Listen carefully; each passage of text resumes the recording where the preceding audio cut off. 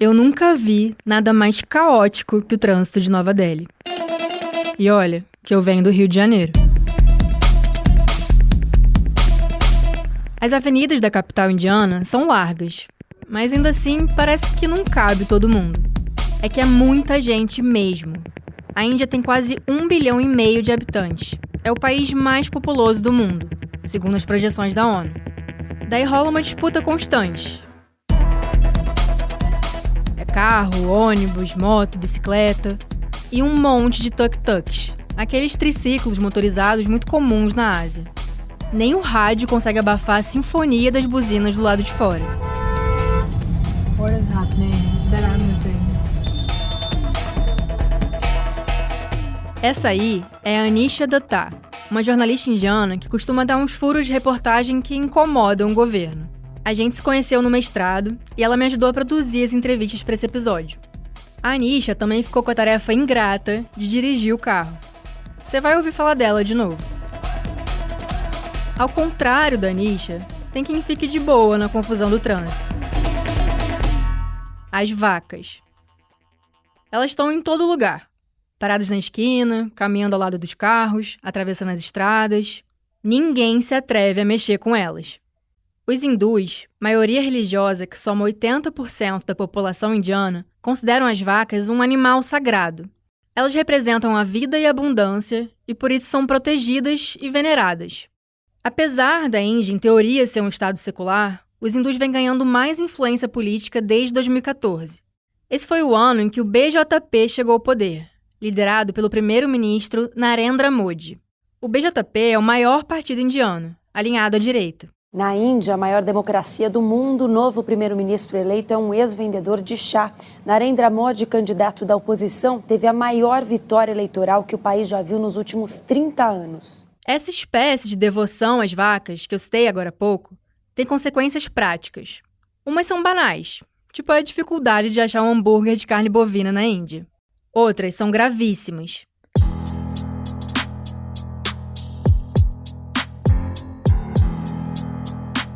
Extremistas hindus torturam, lincham e matam pessoas suspeitas de abater as vacas. Em geral, essas pessoas fazem parte da minoria muçulmana do país, para quem as vacas não são sagradas. A ideologia central do BJP é o nacionalismo hindu. O governo do Modi é acusado de fechar os olhos para os crimes contra os muçulmanos e de promover leis que aprofundam a rejeição contra eles. O governo também é criticado por perseguir jornalistas, ativistas e opositores. Mais de 20 estudantes da Universidade de Nova Delhi foram detidos nesta sexta-feira pela polícia indiana, que também apreendeu computadores e proibiu reuniões de mais de 4 pessoas no campus. Os jovens desafiaram a decisão das autoridades universitárias de proibir a divulgação de um documentário da BBC, cujo acesso nas redes sociais também foi bloqueado pelo governo indiano. Há 10 anos no poder, Modi agora tenta mais uma vez a reeleição. Entre abril e maio desse ano, os indianos vão decidir se assinam embaixo das políticas do governo. Eu sou Ana Luísa Albuquerque e esse é o 2º episódio do Autoritários, um podcast da Folha que investiga líderes contemporâneos que ameaçam a democracia e as conexões entre eles. O projeto tem apoio do Pulitzer Center on Crisis Reporting.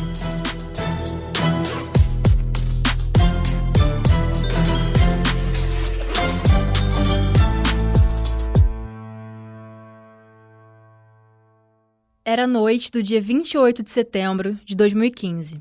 Já Mohammad Saif estava em casa, na cidade de Dadri, a uns 40 quilômetros da capital Nova Delhi. Ele estava com febre, deitado na cama, até que recebeu uma ligação. Uma pessoa da vila me ligou, dizendo que meu irmão tinha se envolvido em uma briga. Então eu liguei para a casa dele, mas ninguém atendeu. Aí outro vizinho me ligou e disse que não tinha sido uma briga. Ele falou que meu irmão tinha sido atacado. Daí ele disse, o Aklak morreu.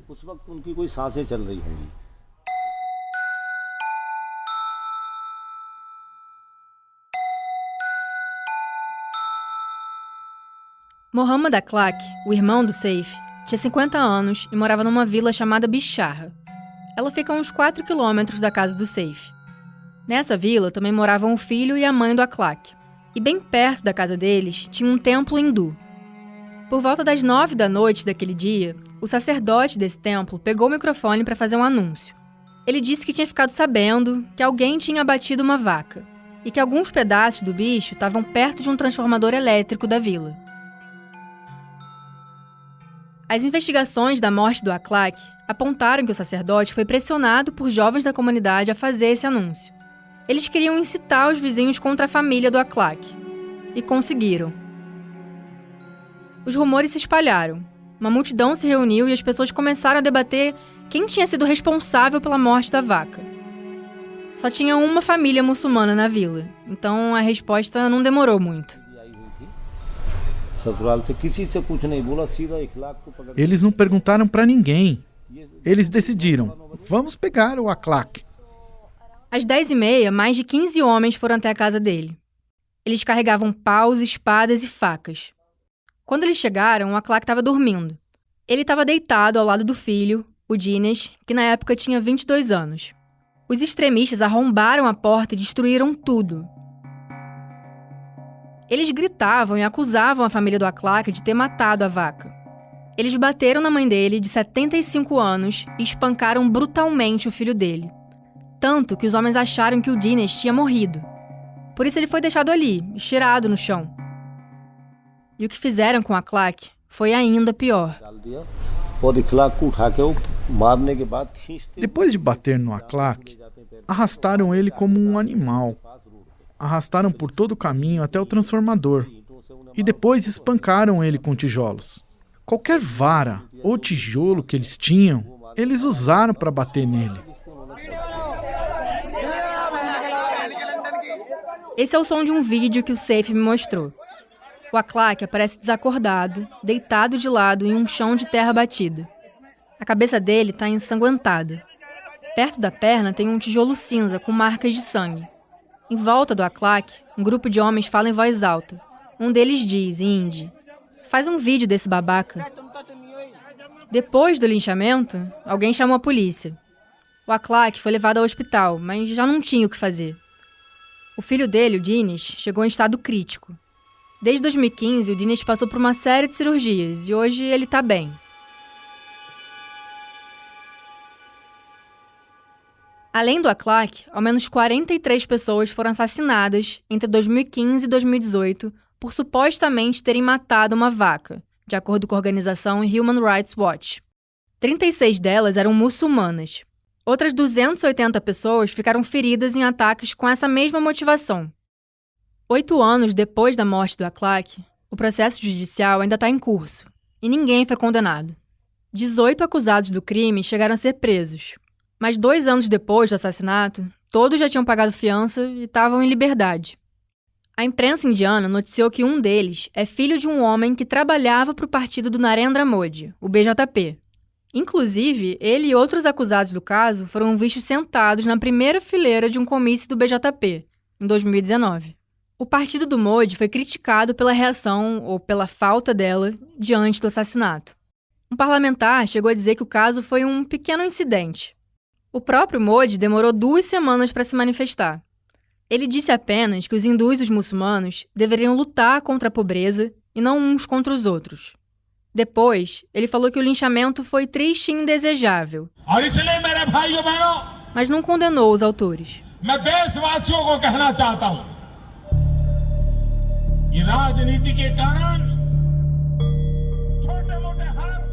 Desde que os acusados foram soltos, o Saif vive com medo. Ele diz que os homens saíram da prisão ainda mais violentos. Logo depois do assassinato, os parentes do Akhlaq tiveram que deixar a vila. 4 gerações da família tinham vivido lá, mas não tinha mais como continuar. Eu nunca imaginei que algo assim pudesse acontecer. A confiança que a gente tinha por anos se destruiu de uma hora para outra. A gente era tão conectado que deixava nossos filhos na casa dos vizinhos. E eles deixavam os filhos deles na nossa se tivessem que sair para algum lugar. Isso foi algo que eu ouvi de outros muçulmanos vítimas do extremismo hindu. Eles dizem que não tinham problemas com os vizinhos, até o momento em que tudo mudou. Assim, meio que da noite pro dia. Eles não perceberam um ressentimento se acumulando, pouco a pouco. O BJP, Bharatiya Janata Party, existe formalmente como partido desde 1980. A ideologia fundamental dele é hindutva, a crença na supremacia hindu. Sabe o nacionalismo cristão que cresceu no Brasil, no governo Bolsonaro? Então, é mais ou menos por aí. Para quem segue hindutva, o Estado indiano deveria representar a nação hindu, nada de Estado laico. O BJP é visto como o braço político da RSS, que é um outro movimento que defende a hindutva. A RSS é uma organização voluntária que foi criada em 1925 e é dominada por homens. Apontado como um grupo paramilitar por opositores, ele tem cerca de 5 milhões de integrantes. E desde jovem, o Modi é um deles. Vaccination programme चलाया वो देश है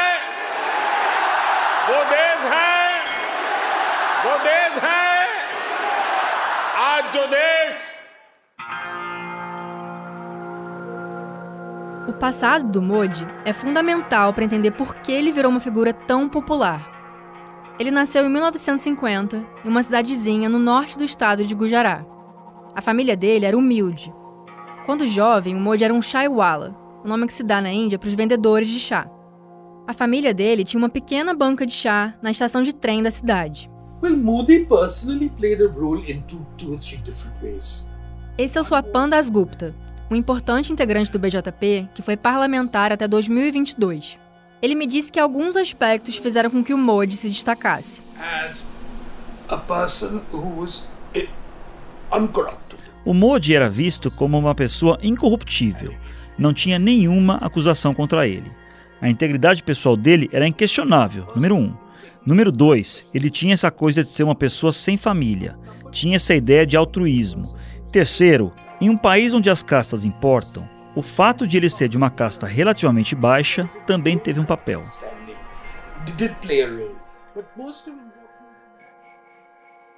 Talvez você saiba que as castas são um sistema milenar de divisão social na Índia.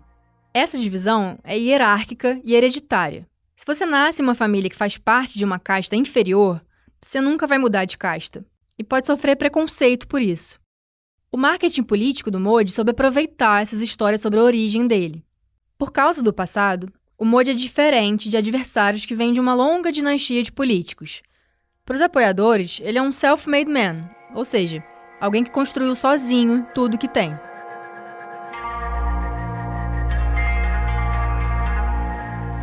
O Swapan diz que o Modi não tem família. Na verdade, ele até tem. Quando o Modi era jovem, os pais dele o obrigaram a se casar com uma menina da região. Era um casamento arranjado. Só que ele não estava afim e acabou abandonando a mulher. O Modi diz que nunca consumou o casamento. Inclusive, ele manteve a união em segredo até a eleição de 2014. Mas o resumo da história é que ele não tem contato com a esposa, uma professora aposentada que vive em Gujarat. O Modi também não tem filhos. Então rola essa ideia que, como o primeiro-ministro não tem ninguém para sustentar, ele não vai roubar para beneficiar a família. Para os apoiadores, a família do Modi é a Índia. E toda a vida dele gira em torno de governar o país. O mais importante é o fato de que ali estava um homem cheio de energia, cheio de ideias, que tinha experiência e que era claramente uma inspiração comparado com os adversários, que eram vistos como herdeiros do privilégio. Aquele homem empreendedor, vindo de um passado humilde, de uma classe social baixa, que foi subindo até o topo, certamente teve um papel importante nisso, não tem dúvida. O Modi entrou no BJP em 1975 e alcançou postos altos no partido, inclusive como secretário-geral. Em 2001, ele chegou pela primeira vez a um cargo público de grande importância ao se tornar governador de Gujarat, um dos estados mais desenvolvidos da Índia e onde ele nasceu. O Modi governou o estado durante 13 anos, até ser eleito primeiro-ministro em 2014. O BJP foi bem sucedido em colar a narrativa de que o Modi tinha levado o estado de Gujarat a outro patamar de desenvolvimento, que ele era alguém que botava as coisas para andar. Além disso, em 2014, a população estava muito insatisfeita com o partido que estava no poder, o Congresso Nacional Indiano, principalmente por causa de denúncias de corrupção contra a legenda de centro-esquerda. Depois de 10 anos no poder, O Modi é hoje um dos líderes mais populares no mundo. A aprovação dele fica em torno de 70%. He's no longer just a politician or a leader. He's now... Ele não é mais só um político ou um líder. Ele se elevou para algo como um semideus. Mas isso é baseado nas conquistas dele. Goste você ou não, é a realidade. But that's the reality.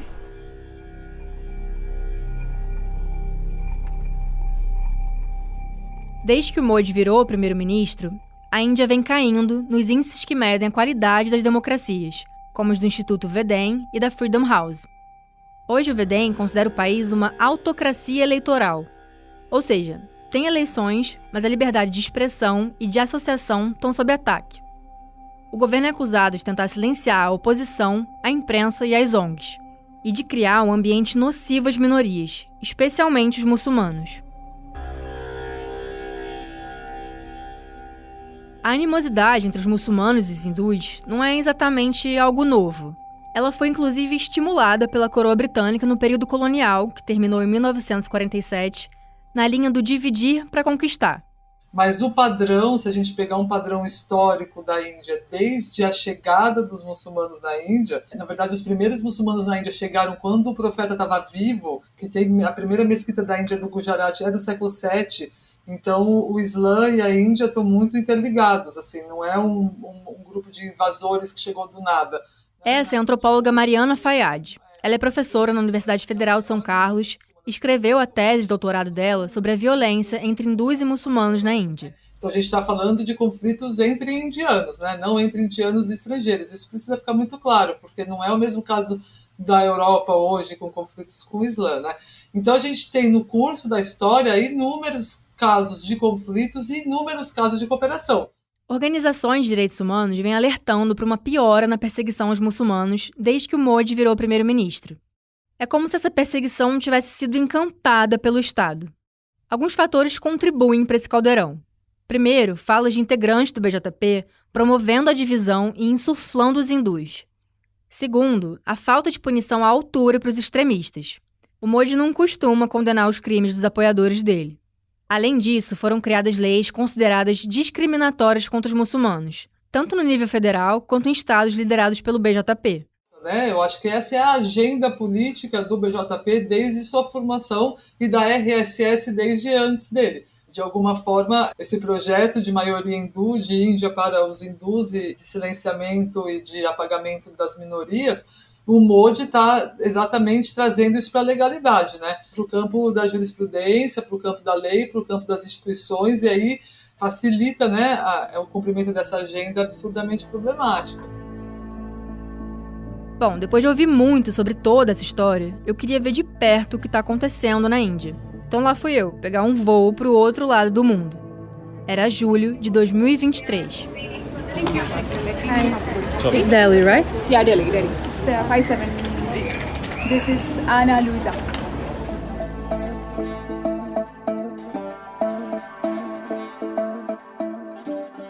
Eu estava no carro com a Anisha, a jornalista indiana que me acompanhou na viagem, quando ela fez uma analogia que me ajudou a entender o cenário do país. O Brasil e a Índia podem ser muito diferentes, mas tem um fio que conecta os líderes autoritários do século XXI. Ela virou e disse assim, sabe aquelas piadas preconceituosas que seu tio fazia na mesa do jantar e deixava todo mundo constrangido? Então, com o Modi as pessoas falam as mesmas coisas, só que agora em público, sem constrangimento. Para além desse clima, os números mostram um aumento da violência contra as minorias. Uma organização indiana chamada Fact Checker registrou 254 crimes direcionados a minorias religiosas entre 2009 e 2018. 91 pessoas morreram e quase 600 ficaram feridas. Cerca de 90% desses ataques aconteceram depois de 2014, quando Modi chegou ao poder. Os muçulmanos foram a maioria das vítimas. O governo Modi e o BJP dizem que não contribuíram de forma alguma para a perseguição religiosa. The political weight of the Muslim community has come down, definitely. I would agree with that. Esse é o Swapan Dasgupta, o político do BJP. Ele diz que os muçulmanos perderam influência política, mas que eles não são perseguidos. Dizer que os muçulmanos, como indivíduos, como cidadãos, são discriminados, eu discordo disso. I would disagree with that. Segundo Swapal, o Modi devolveu o orgulho aos hindus, e essa confiança pode resultar em um pouco de agressividade. Com certeza, as pessoas podem ser mais assertivas em dizer, sim, eu sou um hindu, a Índia é um país de maioria hindu. A cultura da Índia é, principalmente, não exclusivamente, hindu, e que seja, nós não estamos mais na defensiva. Ele nutriu e desenvolveu aquele orgulho hindu que estava latente e esperando por uma voz por muito, muito tempo. Claro que tem um lado negativo. Tem casos em que as minorias se sentem um pouco ameaçadas, especialmente os muçulmanos. Minorities feel a little threatened, particularly Muslims feel a little.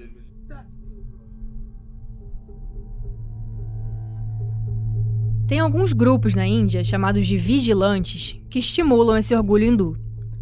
Eles são formados em geral por homens, e o objetivo é garantir a preservação dos valores da religião, como a proibição de matar as vacas. Eles atuam nas comunidades, denunciando supostos crimes à polícia, e às vezes resolvendo com as próprias mãos. Eu queria falar com algum vigilante para ver como isso funciona, e entender por que eles fazem tudo isso em nome da religião. Então, eu e a Anisha fomos para uma cidade chamada Saharanpur. Ela fica no estado de Uttar Pradesh, um berço conservador no país. Lá a gente encontrou o Kapil Moda. Ele faz parte da Barang Dal, uma organização de jovens que promove o nacionalismo hindu. Ela é ligada à RSS, aquele grupo voluntário paramilitar que eu citei antes no episódio. A gente marcou a conversa em um restaurante no segundo andar de um centro comercial, em uma avenida que corta a cidade. O Kapil estava esperando a gente na rua, acompanhado por um primo que tinha um risco vermelho no meio das sobrancelhas, uma marca que alguns hindus usam. A gente subiu os 4 em um elevador apertado. O Kapil foi gentil, mas o clima estava meio tenso. O primo ficou de cara fechada o tempo todo e, honestamente, a gente não entendeu muito bem o que ele estava fazendo ali. A gente entrou no restaurante e sentou em uma das mesas. O lugar tinha um estilo meio lanchonete americano. A mesa era cercada por um banco no formato de um U. A Anisha sentou entre mim e o Kapil para poder traduzir a conversa. Ela estava preocupada de fazer algumas perguntas que eu pedi. I'm scared. Mas no fim, o Kapil respondeu a todas elas, começando pelo nome e idade. Ele tem 29 anos. Meu nome é Kapil e minha umra लगभग 29 years. Aí eu perguntei para ele qual era o objetivo do grupo. Bajrang दल का मुख्य उद्देश्य है कि देश की संस्कृति को कैसे बचाया जाए. O maior objetivo da Barang Dal é salvar a cultura do país e fazer a juventude hindu se sentir patriótica. O Kapil contou que entrou para o grupo há 10 anos, porque ele sentiu que a cultura hindu estava sendo ameaçada. Daí eu pensei, como que uma maioria de 80% da população pode estar sob ameaça? Mas o Kapil continuou falando e eu entendi o que ele pensa. É parecido com o que a gente ouve de vários eleitores do ex-presidente Donald Trump nos Estados Unidos, ou do primeiro-ministro Viktor Orbán, na Hungria. Existe uma grande conspiração para acabar com a religião hindu. Para o Kapil, o número de muçulmanos está crescendo exponencialmente na Índia desde a independência. E se as coisas continuarem assim, eles vão acabar substituindo os hindus como maioria da população. Isso é pura propaganda das organizações nacionalistas. Não tem base na realidade. Mas é um medo comum, e tem até nome. The Great Replacement, ou a Grande Substituição. On Twitter become literally hysterical if you use the term replacement, if you suggest that the Democratic Party is trying to replace the current electorate with new people, more obedient voters from the third world. Esse aí é o Tucker Carlson, ex-apresentador da Fox News nos Estados Unidos e apoiador do Trump e do Orbán. Nesse vídeo, em 2021, ele defende a falsa ideia de que o Partido Democrata tenta substituir os americanos por imigrantes para ganhar mais eleitores. Esse sentimento é usado com frequência por líderes autoritários populistas. Eles estimulam uma guerra imaginária entre fatias da população, num nós contra eles que pode opor, por exemplo, quem nasceu no país e os imigrantes. Assim, eles ganham apoio para aprovar políticas públicas que estimulam a divisão. Autoridades policiais chegaram a investigar se a teoria conspiratória da Grande Substituição inspirou atentados terroristas racistas, como em maio de 2022, quando Peyton Gendron, de 18 anos, atirou e matou 10 pessoas negras em um supermercado em Buffalo, em Nova York. Antes do atentado, ele tinha publicado na internet um documento dizendo que pessoas não brancas iriam acabar substituindo os americanos brancos. O FBI está investigando esse caso como um crime de ódio e a polícia local disse que se tratou de um crime motivado por racismo. No caso da Índia, o inimigo é o muçulmano. Isso fica claro no discurso do Kapil. Existe um plano dos muçulmanos para fazer da Índia um país muçulmano até 2050. Para isso, eles agem de várias formas. Uma delas é a Love Jihad.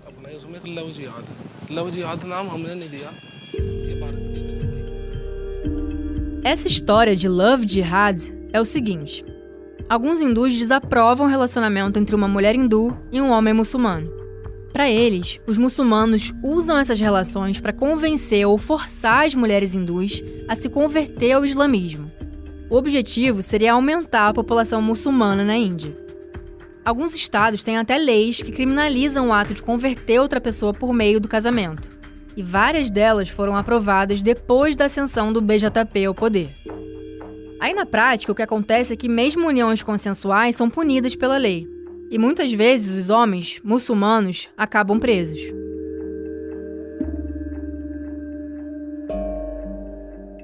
Quando os vigilantes ficam sabendo de um casamento interreligioso, alguns grupos assediam o casal e pressionam a família da noiva a prestar queixa. O Kapil acredita que os muçulmanos usam até adereços hindus para enganar as mulheres e assim convencê-las a se casar com eles.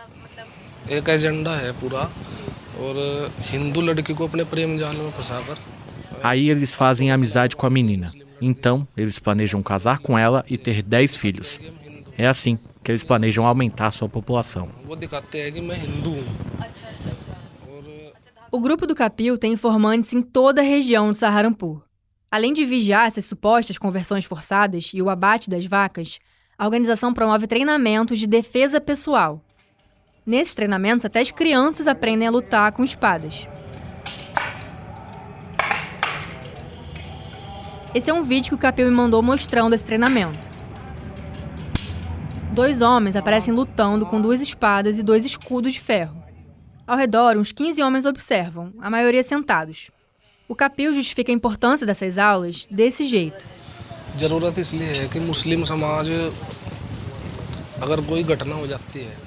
Se qualquer coisa acontece com os muçulmanos, até uma criança de 5 anos sabe como reagir atirando pedras. Os hindus não sabem como fazer isso, porque estão muito ocupados com a própria vida. Então, se acontece alguma emergência com a gente, pelo menos a gente vai poder se proteger a própria família. Como o Kapil acredita que os muçulmanos ameaçam os hindus, eu perguntei se ele acha que o governo do Modi está tentando resolver essa questão. Ele respondeu que sim, que antes do Modi chegar ao poder, os muçulmanos provocaram muito tumulto. E que como os políticos do BJP têm sido duros com os crimes, agora os muçulmanos pensam 100 vezes antes de arrumar qualquer confusão.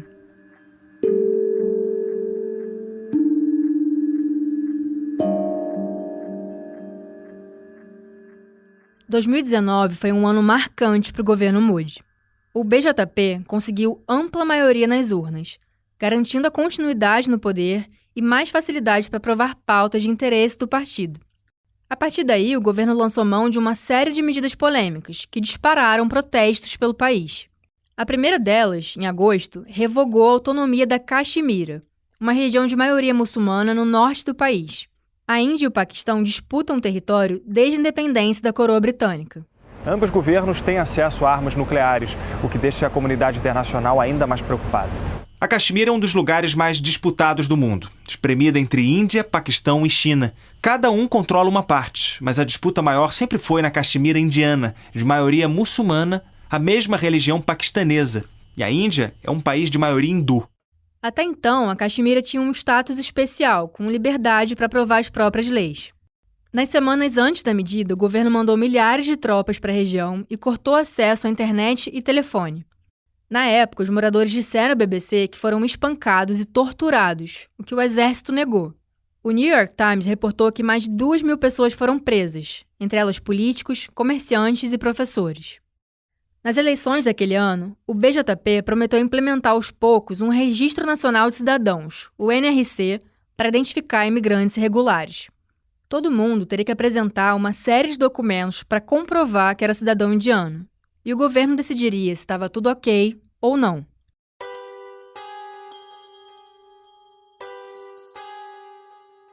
Essa ideia ainda não foi para frente, mas na esteira dela, o parlamento aprovou em dezembro de 2019 a Lei de Alteração da Cidadania, a CAA. Com ela, pela primeira vez, o governo usava a religião como critério para obtenção de cidadania. Milhares de pessoas se reuniram em diferentes cidades na Índia. Os protestos criticam uma lei que facilita a concessão de cidadania a refugiados do Afeganistão, Bangladesh e Paquistão, com a condição de que não sejam muçulmanos. A oposição apontou o caráter discriminatório da medida e disse que tanto ela quanto o Registro Nacional eram maneiras de pavimentar a expulsão dos muçulmanos do país.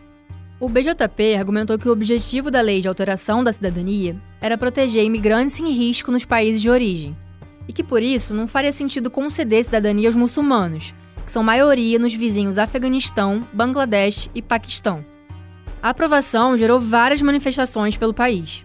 Em uma delas, no dia 15 de dezembro de 2019, rolou uma das cenas mais chocantes daquele ano. No sudeste de Delhi, em uma universidade predominantemente muçulmana, a Jamia Millia Islamia, estudantes foram brutalmente atacados pela polícia. Naquela noite, a poucos quilômetros dali, no bairro de Shahin Bagh, algumas mulheres decidiram se solidarizar com os alunos. Em protesto, também contra a lei da cidadania, elas sentaram em meio a uma grande avenida e bloquearam o trânsito. Pouco a pouco, mais mulheres foram chegando, e elas decidiram ficar ali 24 horas por dia, sem previsão de sair. The women here say they will keep this vigil night after night after night till the government takes back the divisive Citizenship Amendment Act. Esse protesto virou um símbolo nacional de resistência não violenta e foi desmobilizado só em março do ano seguinte, semanas depois de um dos momentos mais sangrentos da história de Delhi. Era 24 de fevereiro de 2020 e o Modi recebia um convidado ilustre na Índia. Namaste Trump! Namaste Trump! Namaste Trump! O governo armou um mega evento com o então presidente dos Estados Unidos, Donald Trump, em um estádio em Gujarat, estado que o Modi governou e no qual ele ainda é bem popular. Mais de 100 mil pessoas estavam lá. Namaste! Namaste! Nesse evento, os dois trocaram uma série de elogios, mostrando para o mundo como eles são próximos. My true friend, Prime Minister Modi. O Trump também disse que os dois países estavam começando a negociar grandes acordos comerciais. Enquanto o Modi e o Trump faziam o show deles, o mundo estava se acabando a 900 quilômetros dali. No nordeste de Delhi, acontecia o pior caso de violência entre hindus e muçulmanos da última década. Tudo começou um dia antes da chegada do Trump. Foram 4 dias de espancamentos, torturas, esfaqueamentos, incêndios criminosos e destruição de casas. Extremistas hindus usaram até ácido para atacar um comerciante muçulmano, que perdeu a visão. 53 pessoas morreram, sendo 40 muçulmanos. Um repórter questionou o Trump sobre isso numa entrevista coletiva.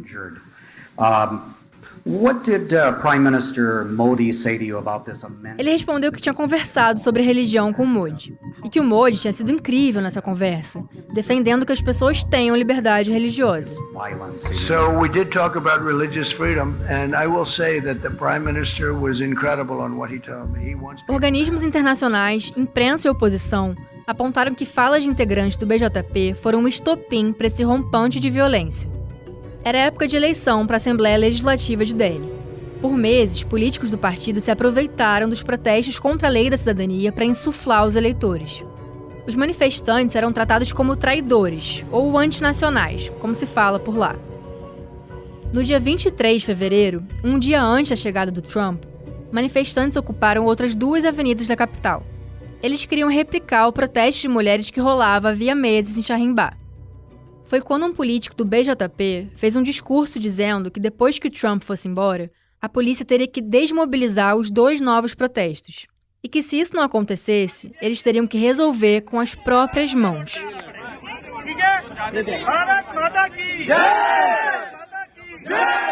Na mesma noite, apoiadores do BJP entraram em confronto com os manifestantes. A violência escalou e se espalhou pela cidade. Um cenário de guerra. Essa é a sensação de quem caminha pelos bairros da região nordeste de Nova Delhi, capital da Índia. A cidade ainda se recupera dos confrontos da semana passada, que deixaram 49 mortos e quase 300 feridos. A situação ficou muito tensa nos guetos do nordeste de Delhi. Um deles se chama Shiv Vihar. Eu pedi para Anisha me levar lá.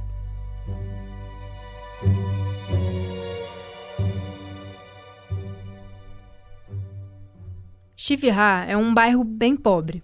As ruas são estreitas, de terra batida. Os postes têm um monte de fios elétricos aparentes. As casas são simples, de tijolo ou alvenaria, grudadinhas umas nas outras. Quando a gente andou por lá, tinha muito lixo espalhado e algumas valas, uns buracos com água suja acumulada. E tinha muita mosca. Elas subiam do chão a cada passo que a gente dava. A gente estava indo encontrar a Sabina Malik, uma muçulmana que topou contar o que ela viu em fevereiro de 2020. Só que as ruas eram todas muito parecidas. Então a gente andou uns 10 minutos até conseguir achar a casa dela. A sensação era de estar num labirinto. Eu fiquei pensando a angústia que deve ter sido para quem tentou escapar dali no meio da violência, ainda mais à noite. Também me chamou a atenção que algumas casas tinham umas bandeirinhas laranjas penduradas. Àquela altura, eu já tinha entendido que o laranja é a cor dos hindus. A Anisha disse que eles penduram essas bandeirinhas para deixar claro que hindus vivem ali. Assim, eles se protegem da violência contra os muçulmanos. Eu estava um pouco tensa enquanto procurava a casa, porque as pessoas ficavam olhando pra gente e cochichando. A Anisha me lembrou que nesse tipo de comunidade, as notícias se espalham rápido. Em 5 minutos, todo mundo ia saber que a gente estava ali. Mas deu tudo certo, e a gente finalmente achou a casa da Sabina.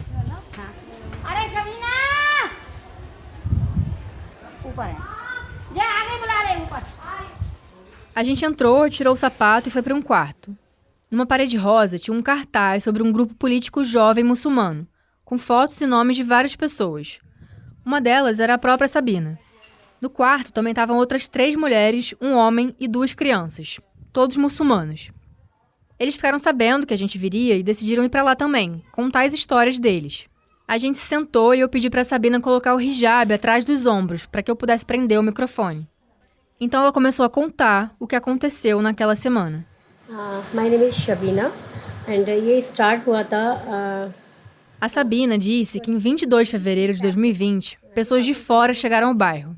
Eram os vigilantes, querendo botar medo nos muçulmanos dali. Eles começaram a arrastar as barras de ferro nas ruas e a bater nos portões das casas. A gente ficou com medo e trancou os portões por dentro, mas não dormimos a noite toda. No dia seguinte, a Sabina começou a ouvir muito barulho, mas ela ainda não tinha ideia do que estava por vir. Nós começamos a ouvir alguns sons, as pessoas gritando, e ficamos com medo. Por que tinha tanto barulho? Nós subimos no telhado e vimos que tinha fogo e fumaça em todo lugar. O fogo estava longe. Não parecia que fosse chegar na nossa área, mas aí ele começou a se espalhar. A noite foi chegando e as pessoas foram ficando mais amedrontadas. No dia seguinte, a violência estourou. A Sabina diz que por volta da 1 da tarde, os extremistas começaram a atacar. Eles usavam pedras, ácido e armas. Ela diz que os muçulmanos então reagiram. A Sabina acredita que alguns vizinhos hindus se juntaram aos vigilantes. Ela diz que eles usavam capacetes, mas que dava para reconhecê-los. No fim do dia, os vigilantes invadiram a casa da Sabina. Ela disse que eles levaram um botijão de gás para explodir o lugar. A Sabina estava escondida no telhado com a mãe e a filha. Ela diz que a explosão foi tão grande que a casa tremeu. Tudo por dentro ficou destruído. Os vigilantes colocaram fogo em várias outras casas. A Sabina diz que eles gritavam Jai Shri Ram, um grito de celebração hindu que foi apropriado pelos extremistas. Por volta da meia-noite, a Sabina e a família dela fugiram. Elas foram resgatadas por forças do governo e deixaram tudo para trás. Joias, dinheiro, até os sapatos. Não tiveram tempo nem de trancar o portão. A Sabina diz que quando ela finalmente saiu na rua, viu fogo em todo lugar. E como ela estava descalça, acabou pisando em cacos de vidro. Quando ela me contou isso, eu imaginei um cenário apocalíptico. Eu lembro como as ruas ficaram totalmente desertas e silenciosas. E como logo antes disso havia muitos gritos, muitos berros e Jai Shriram. Então você imagina aquela escuridão, aquela atmosfera nas ruas. Não havia muçulmanos porque todos estavam dentro de casa. As pessoas tinham medo. Só Deus sabe o que eles iam fazer com a gente. Por 15 dias, a Sabina ficou com parentes em Mustafabad, um gueto vizinho de maioria muçulmana. Quando ela voltou para casa, ela viu que o que não tinha sido destruído tinha sido roubado. Mas talvez essa não tenha sido a pior parte de voltar. A Sabina conta que antes ela costumava conviver com os vizinhos, mas que depois dos ataques, ela e a família vivem com medo, tentando evitar qualquer confusão.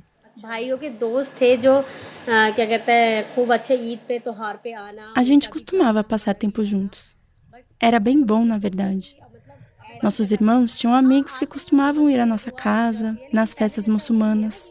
Hoje, a gente diz oi um pro outro, mas não é como antes. Não tem o respeito de antes. A gente nunca sabe o que eles podem acabar fazendo.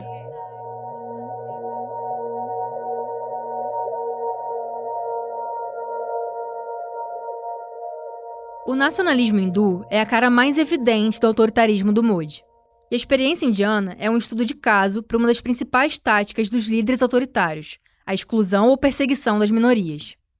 Muitas vezes, eles promovem ódio contra grupos minoritários para unir apoiadores em torno de um inimigo em comum e para tirar o foco de questões importantes. Esses grandes líderes fazem uso, dessa culpabilização de certas minorias. Essa é a Mariana Fayyad, antropóloga que falou no começo do episódio.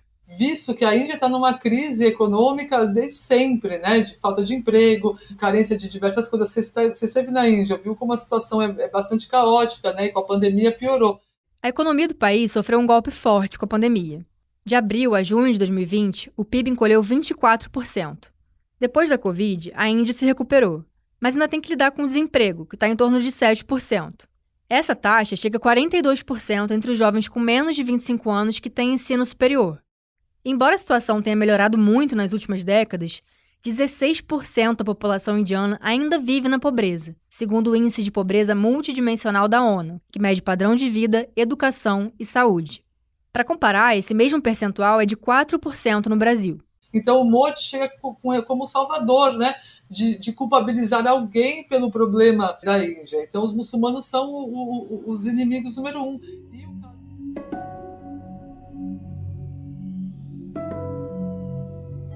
O Modi seguiu outras táticas da cartilha autoritária, além do nacionalismo religioso.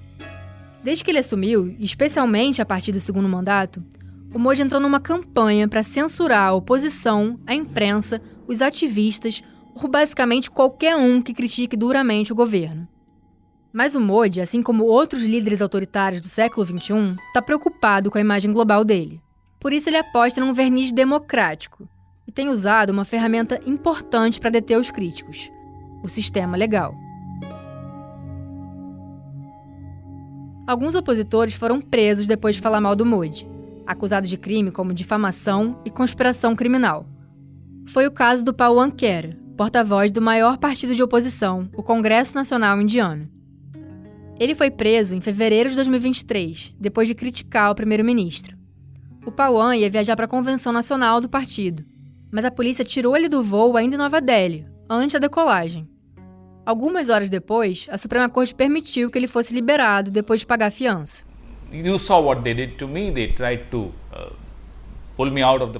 Eles tentaram me tirar do avião com uma justificativa muito frágil, mas não tenho medo.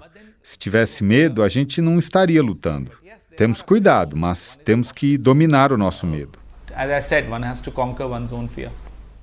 Em março de 2023, outro opositor, Rahul Gandhi, foi condenado a 2 anos de prisão por difamação contra o Modi. Ele não tem nada a ver com Mahatma Gandhi, o famoso líder da independência indiana, mas é uma figura importante na política do país. Em um evento de campanha alguns anos antes, o Gandhi tinha perguntado por que todos os ladrões têm o sobrenome Modi.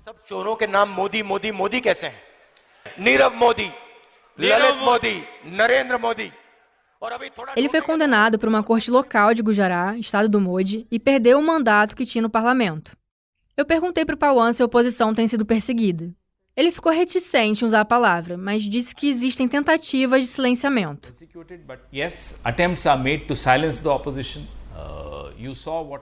Você viu o que eles fizeram com Rahul Gandhi. Ele deixou de ser membro do parlamento, ele foi retirado da residência oficial. A lei foi aplicada de uma forma excepcionalmente rigorosa no caso dele. Nunca antes na história da Índia se viu esse tipo de punição contra alguém. É difícil fazer oposição nesse país agora.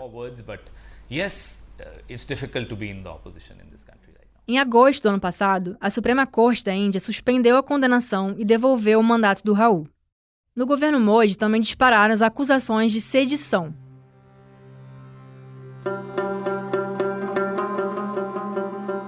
A lei de sedição foi criada pela coroa britânica na época colonial para tentar barrar o movimento da independência. Ela prevê punição para quem tenta estimular desprezo ou ódio pelo governo. Uma outra lei contra atividades terroristas também tem sido usada para perseguir opositores. Ela é de 1967 e uma emenda editada em 2019 deu poder ao governo para definir quem é terrorista. É super difícil ter o direito à fiança se você é acusado de terrorismo, então as pessoas passam anos presas até serem julgadas. O governo Modi tem usado outra tática comum dos autoritários. O primeiro-ministro húngaro, Viktor Orbán, é fã dessa aqui. Quando o governo quer pressionar ou suspender a atividade de uma ONG, um site ou um jornal, ele alega que esse grupo recebeu financiamento estrangeiro irregular ou que tem um problema com o pagamento dos impostos. Foi assim que o governo reagiu a um documentário da BBC que expôs críticas ao Modi. Algumas semanas depois do lançamento, em janeiro de 2023, funcionários da Receita fizeram uma busca nas redações da emissora britânica. Autoridades fiscais indianas fizeram operações de busca e apreensão nos escritórios da BBC em Nova Delhi e Mumbai nesta terça-feira, algumas semanas depois da exibição de um documentário crítico ao papel do premier Narendra Modi nos distúrbios religiosos de 2002. Os jornalistas passaram por longos questionamentos e alguns tiveram que virar à noite na redação. Esse documentário trazia evidências de que o Modi fechou os olhos para um caso de violência contra muçulmanos que deixou 1.000 mortos em 2002 em Gujarat, na época que ele era governador. O filme acabou banido pelo governo no ano passado. O Modi e o BJP negam ter qualquer aspiração autoritária e costumam desqualificar os resultados dos índices que medem a qualidade das democracias, como o VDEM e a Freedom House. Those index, the various indexes which put the freedom of speech in India on par with Afghanistan. Esse é o Swapan Dasgupta, o político do BJP que você ouviu antes. Ele está debochando desses índices, dizendo que eles colocam no mesmo patamar a liberdade de expressão na Índia e no Afeganistão, o que não é verdade. Eu não preciso falar sobre isso, porque você consegue ver. A gente tem uma imprensa vibrante, eles veem tudo. O Swapan diz que a oposição ainda é competitiva na Índia e repete que ninguém pode dizer que as eleições não são livres e justas no país. Mas eleição não é sinônimo de democracia. É subjetivo falar em eleições livres e justas quando o governo está frequentemente pressionando a imprensa e as organizações civis e quando opositores são presos por fazer críticas. Com tudo isso rolando, eu estava bem preocupada antes de ir para lá. Quando eu entrei com o pedido do visto, um cônsul da Índia em São Paulo me mandou um e-mail com uma demanda inesperada. Ele queria que eu enviasse qualquer matéria que eu tivesse escrito sobre a Índia. Eu não tinha nenhuma. A Anisha tinha me avisado que, na minha volta, os funcionários da imigração podiam pedir para checar o que eu tinha gravado. Isso não aconteceu, mas eu fui questionada sobre a visita, o que eu tinha reportado, se eu tinha ficado só em Delhi. As acusações de autoritarismo não atrapalharam a popularidade do Modi. Um dia a gente estava no carro e a Anisha me contou sobre uma piada que circula por lá. So there's a joke that says that if Modi announces tomorrow that only... Ela disse assim: se amanhã o Modi anunciar que só pessoas com uma perna podem viver na Índia, os apoiadores dele vão cortar fora a perna direita. Which is very true, it's not even a joke. Isso me lembrou de uma fala do Trump de 2016, em um evento de campanha. They say, I have the most loyal people. Did you ever see that? Ele disse que se atirasse em alguém no meio da 5ª Avenida em Nova York, ele não perderia nenhum voto. Where I could stand in the middle of 5th Avenue and shoot somebody and I wouldn't lose any voters, okay? It's like incredible. Eu perguntei para o Swapan Dasgupta, o político do BJP, como o Modi consegue manter a popularidade tão alta há quase 10 anos. Primeiro, a liderança dele não é desafiada dentro do BJP. Não tem ninguém desafiando ele. Segundo, ele é visto como um homem altruísta, que tem essa característica de trabalhar de manhã até de noite, de um jeito meio fanático. Ele é conhecido por ter construído uma marca global.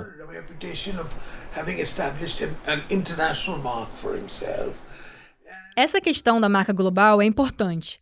Desde 2014, o Modi já fez mais de 70 viagens internacionais. E olha que isso inclui anos de pandemia. The warm hug between Prime Minister Narendra Modi and the French President Emmanuel Macron. À tarde foi a vez do presidente Bolsonaro receber o primeiro-ministro indiano Narendra Modi no Palácio do Planalto. Prime Minister Narendra Modi is traveling to Washington, D.C. today to meet with President Biden for 2 days. The Russian President Vladimir Putin has praised Prime Minister Narendra Modi, calling him a very wise man.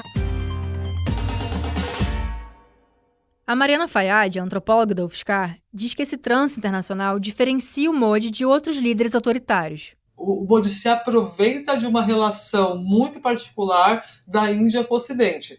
Então, o tipo de aliança que ele faz com o Ocidente não é fechada a turminha dos malvadões como era o Bolsonaro com o Trump. Ele fez um show super estrela quando o Trump foi para a Índia. O Trump parecia show de Bollywood, assim, foi um negócio maravilhoso. Mas quando ele encontra outros líderes progressistas, ele faz a mesma coisa. Então ele não é um cara que se afilia a essa extrema-direita claramente. Eu sou, como o Bolsonaro sempre fez. Vamos fazer grupos secretos e não sei mais o que. Não, o Modi, ele circula. Então ele é muito mais perigoso. Esses encontros com outras potências mostram para o eleitor que o país tem prestígio internacional. Na nossa conversa, o Swapan disse que o Modi fez os indianos sentirem orgulho de novo. Isso apareceu quando eu e a Anisha fomos para a rua. A gente fez uma espécie de etnografia selvagem em um mercado de rua em Delhi. A gente foi parando as pessoas e perguntando por que elas gostavam do Modi. Who do you support for the general elections next year and why? And why? Okay. Number one, I support the BJP. E desde uma mulher rica com sacolas de grife até um homem desempregado deitado numa moto, a maioria disse que o Modi devolveu o orgulho para os indianos, que agora os outros países respeitam a Índia. O cara da moto, por exemplo, disse que antes a Índia tinha que implorar pela atenção dos outros países, mas que agora o Modi tem os outros líderes aos pés dele. Biden छोड़ो सारे के सारे आके पैर छूते हैं मोदी जी के. ऐसा कभी हुआ है हिस्ट्री में 75 में?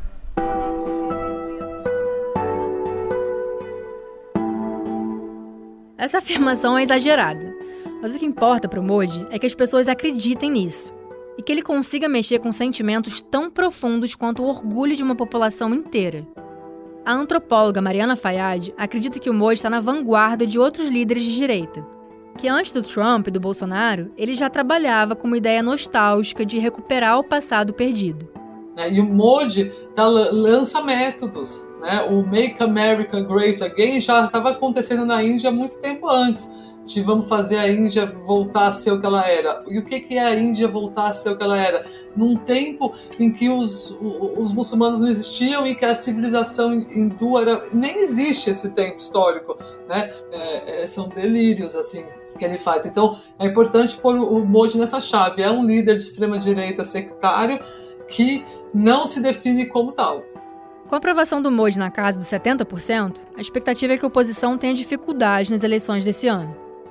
Quando eu fui para a Índia, 26 partidos tinham acabado de decidir que colocariam as diferenças de lado e se uniriam em uma grande coalizão contra o BJP. O grupo foi chamado de Indian National Developmental Inclusive Alliance. Abreviado, as iniciais formam a palavra Índia. O Pawan Khera, líder da oposição que você já ouviu nesse episódio, disse que a estratégia eleitoral vai ser retomar a narrativa e focar em temas práticos, como o emprego e a saúde.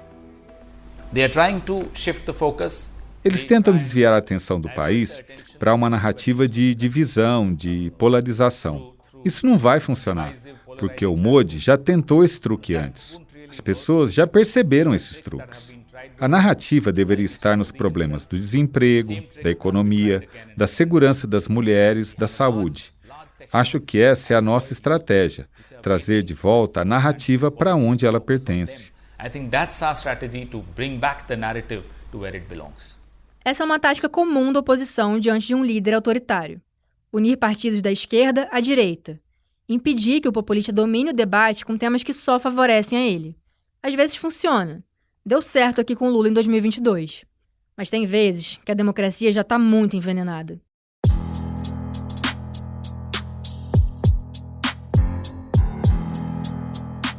No próximo episódio, eu vou te contar a história de um líder que tem ensinado por aí uma fórmula para derrotar os progressistas. Ele venceu as eleições 1, 2, 3, 4 vezes. Ninguém consegue pará-lo. Esse aí é o primeiro-ministro da Hungria, o Viktor Orbán. E por que eu vou falar dele? Porque a Hungria, gente, é um exemplo de sucesso, de muito sucesso.